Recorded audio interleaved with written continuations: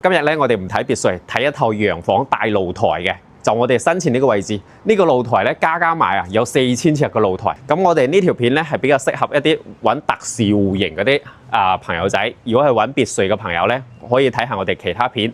我哋欣賞下呢套單位。呢套單位咧，裏面房間嘅面積咧就大概係1000尺到嘅咋。咁啊，呢個花園咧就有4000尺，加埋咧就5000尺到啦。我哋可以欣賞下。我哋呢個位置咧屬於中山市中心，就喺紫馬嶺腳下嘅。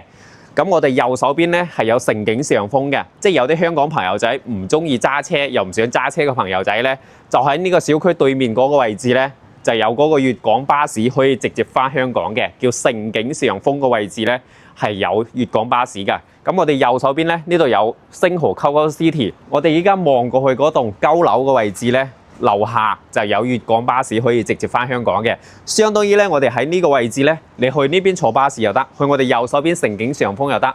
咁我哋呢個位置咧又有公園，紫馬嶺公園。我哋欣賞下呢個單位。咁我哋右手邊係我哋客廳位置，我哋日常睇電視沙發嘅位置咧，就喺我哋右手邊呢個位置啦。呢個位置咧係一個陽光棚。你自己可以做茶室啦，或者練習區啊、書房啊，隨你安排嘅。因為呢個空間裡面係好闊綽嘅。我哋而家睇到呢個位置咧，就有3000幾尺嘅。我哋裡面仲有少少，有花花草草啦，有啲果樹啊咁樣嘅位置啦。後期咧就睇翻你自己嘅興趣啦。我覺得呢個單位咧，如果屋企有小朋友，又有老人家中意種花種菜嘅，咁就好啱嘅。遺留咗一啲位置俾你喺度種嘢嘅。咁呢啲位置咧，到時可以小朋友喺度玩耍打下波啊，玩下玩具啊，係 OK 嘅。咁呢邊我哋依家睇到呢個位置咧，養咗啲金魚，到時有興趣養魚嘅朋友咧，呢度好舒服嘅，已經做好晒噶啦。上邊又種咗啲花，係 OK 嘅。呢個大露台後期你想點用都 OK 嘅，畢竟已經俾到你用啦，有成3-4千尺嘅。我哋隔離呢度咧，仲有少少位置嘅，你可以種菜啊、種花都 OK 嘅，全部係你一個人用嘅。好舒服啊！到時 BBQ 小朋友喺度玩耍，你喺入邊睇電視，呢個空間係你哋私人空間可以用嘅位置。咁側邊咧仲有少少嘅，我覺得呢套單位比別墅仲要好用，因為別墅咧你仲要步行上樓梯嘅。我哋呢套單位咧係洋房區，咁佢有電梯直接翻到屋企嘅，相對嚟講可能會更加方便啦。我哋依家睇呢種單位比較適合咩咧？即係有啲朋友又想買別墅，但係又覺得好貴，仲有就係又冇電梯。咁呢種單位咧就俾到你唔同嘅感覺啦，有天有地有花園，仲有電梯可以直接翻屋企嘅。呢個屬於一個側邊花園，側邊花園咧業主都遺留咗一部分俾你後期種嘢嘅位置啦。呢度位置我哋係連通我哋廚房嘅，我哋響呢邊入去。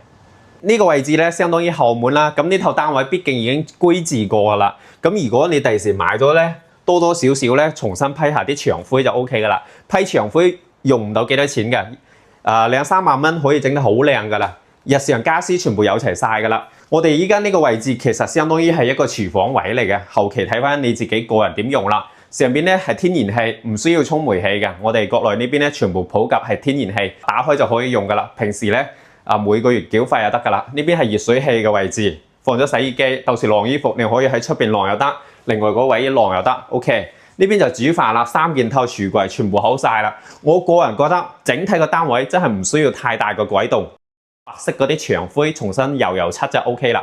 我哋睇下內籠。我哋依家睇呢套單位咧，因為業主咧有幾個小朋友，所以睇起身啲牆漆啊同埋嗰啲展示面咧會有啲亂。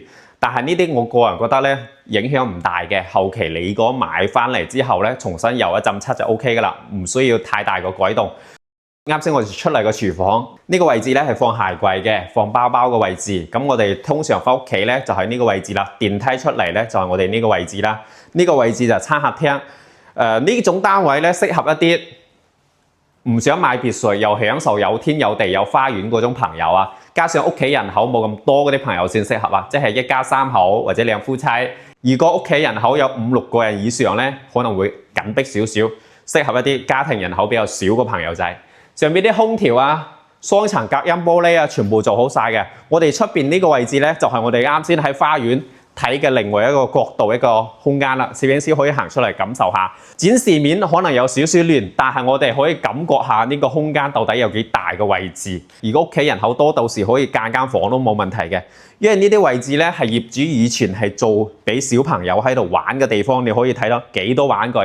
非常多嘅，裝埋咗空調嘅。呢度係有電腦區、練習區嘅，第時睇翻你自己興趣啦。咁呢邊咧就係我哋啱先出去嘅位置啦。呢啲係可以推拉打開咧就可以行出去噶啦，或者我哋可以喺側邊行出去都 OK。整體嘅面積咧內籠啊就比較細嘅，1000尺，出邊咧有4000尺，加埋咧全部啊有5000尺到。電視呢啲就到時睇情況啦，如果你啱嘅，到時啱傾嘅業主送埋都冇問題。我哋睇下3間房，呢間就細少少，因為發展商係以陽光房咁樣佈建一間房嚟嘅，有窗戶。咁右手邊咧係一間客房嚟嘅，可以稍微睇下，因為有啲亂，我哋就唔詳細睇啦。咁呢個位置咧係一間主人房嚟嘅，乾濕分離，然後呢邊係瞓覺個區域，嗰邊係有窗戶嘅。到時打開就好通風透氣㗎啦。咁呢套單位咧，我哋基本上睇完啦，做咗3間房，2個廁所嘅，有廚房，咁啊餐客廳，出邊咧大露台，有個陽光房，相對嚟講比較適合一啲人口比較少，又中意有露台嘅，又唔想住別墅，有電梯出入嘅，嗰啲就啱啦。如果係對別墅有興趣嘅話，可以睇下我哋其他片。咁呢套單位咧，到時自己再執油翻啲油就基本上可以用㗎啦。基本上其他嘢咧唔需要太大個改動嘅。咁呢啲沙發啊、台凳唔啱嘅話，到時自己換下新嘅就 OK 啦。咁呢套單位係二手盤嚟嘅，呢套單位咧係業主有住過嘅。咁一陣咧，我哋睇一間係未有入住過嘅，發展商交標全新嘅，景觀冇呢套咁靚。基本上睇完啦。咁裡面咧係做咗3間房，2個洗手間嘅，然後有個陽光房，出邊咧有大概係4000尺嘅露台俾到大家用嘅。咁呢個單位嘅位置咧屬於中山東區 CBD 地帶，周邊都比較旺嘅，出則繁華，入則寧靜。交通方面咧都比較方便嘅。啱先都有講啦，右手邊咧係有我哋盛景上風，可以坐粵港巴士返香港嘅。咁我哋樓下咧好多臨街商鋪，衣食住行都比較方便嘅。咁啊，大型嘅商場咧，我哋就睇呢邊啦。呢個位置咧就係星河 COCO City， 樓下咧就有粵港巴士可以直接返香港嘅。咁嗰個樓下咧有5層大商場，衣食住行可以喺嗰度滿足到噶啦。比如你食飯睇戲飲酒茶喺嗰度。咁呢個位置落少少咧就係我哋中山東區富悅城嘅位置，落去就衣食住行全部有齊晒啦。係依家目前中山係比較熱門嘅超級商場嚟嘅。咁喺我哋中山東區啦，過去三號超市都比較方便，應該係15到20分鐘，基本上可以到三號超市啦。所以喺呢度咧，出則繁華，入則寧靜。我哋依家睇呢套單位咧係小區式管理嘅，咁啊落咗我哋小區咧，啲園林綠化都做得比較靚仔嘅。如果你揀咗呢個單位，到時如果喺呢邊居住嘅情況下咧，冇咩嘢做嘅時候，化嗰啲地方咧，散步啊、跑步，可以行下都 OK 嘅。當然，我哋如果唔想行自己嘅園林咧，我哋小區背後咧有個紫馬嶺公園，係中山比較熱門一個公園嚟嘅。你過去散步啊、行下公園啊都 OK 嘅。相對嚟講，呢度真係好方便。如果對呢個單位有興趣嘅朋友，可以睇下實景嘅。咁呢套單位咧，我哋就唔再多介紹啦。啱先睇嗰套咧，業主有住過嘅。咁呢一套咧係全新發展商交標嘅時候啦，從來未有入住過一個全新單位。咁呢套單位同我哋啱先嗰套咧，其實戶型相差唔多，都係3房、3個房、2個洗手間嘅，全新未有入住嘅。咁呢個位置咧，就係我哋日常一個餐客廳位置啦。上邊啲天花吊頂空調全部做好晒噶啦。我哋欣賞下出邊呢套單位同我哋啱先嗰套單位對比咧，就係呢間咧就新少少，唔需要點樣嘅，買啲家私就可以入住啦。啱先嗰套單位咧就需要自己再抹下啲牆漆就基本上可以入住。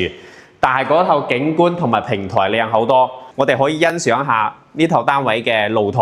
呢個露台咧就本身呢個發展商交標啦，咁右手邊呢度位置咧都係屬於我哋自己用嘅一個露台嚟嘅，一直延伸到我哋右手邊。整體嘅面積咧計埋咧就有2800尺到呢個露台，但係景觀同埋位置咧同啱先嗰套單位咧真係相差咗唔少嘅，因為我覺得啱先個單位嘅視野咧會更加靚仔啲。